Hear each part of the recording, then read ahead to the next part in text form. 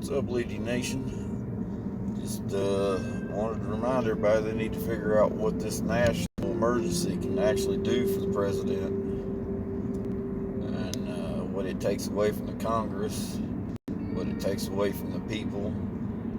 I mean, we're not even on the Constitution anymore. I hope everybody knows that, but probably not. Maritime law got us. But if there's any rights that we have, will be taken away during the national emergency.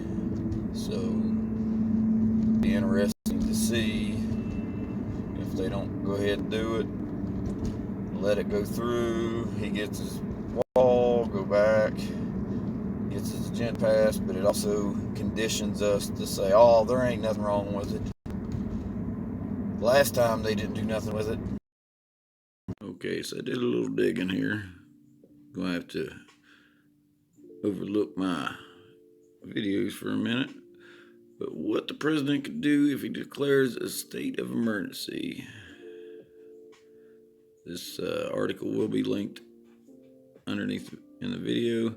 It says the moment the president declares a national emergency, a decision that is entirely within his discretion, he is able to set aside many of the legal limits on his authority. Okay, let's go on down here, see what's up with this.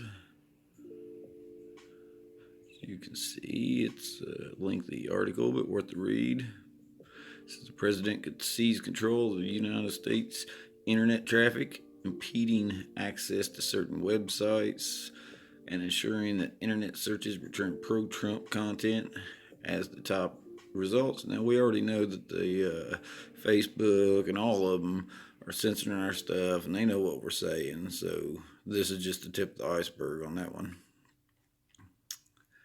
Okay. Oh, let's scroll down. Okay, Americans might be surprised to learn just how readily the president can deploy troops inside the United States.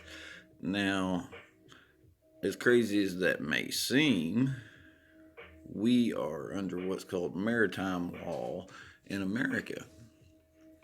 And that pretty much takes us off the Constitution, whether you want to believe that or not. That's fine. You can find it. That's the maritime law. What that does is at birth, when we give a birth certificate, social security number, we're actually claimed by the United States of America as a corporation. You know, we're our own little corporation to them, worth money. Maritime law allows that, and we are assigned a fake identity. Basically, that person is now us, and we are jurisdiction to the maritime law, not the Constitution. Now, I've done some research on it, and you can separate yourself from this. I ain't about to say how to do it because I'm not 100% sure, but you can do it. And what that does, that puts you on your foot back on land instead of putting your fake identity at sea.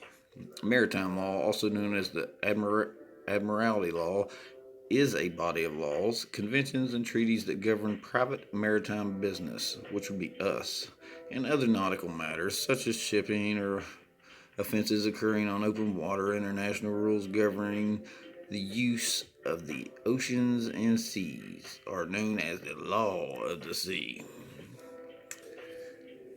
Okay, so anytime you see the gold-laced flag, like is in his office, that is a signal that we are in maritime law. And we have been since roughly 31 to 33, I think Truman signed it in. And every president since signs it first thing to keep it going. So that is definitely a good subject to keep researching. Now, this guy's John Henry Hill. It's kind of about me. I read a little bit on him. He was in the 70s. He's a medical doctor and a researcher. This actually tells quite a bit about the maritime law and what's really going on. So it'll be linked in the descriptions below. But I just want to do a little video to let you know what I found. That basically, in a time of national emergency, no matter what, the president can go over top of the Congress, and he has his own rules at that time. Now, they've done that in other countries, and it's never turned out good. Now, I think this is just a trial run. So, there's the flag. Let's just see if I can get a zoom in on it. Proudly displayed in the Oval Office.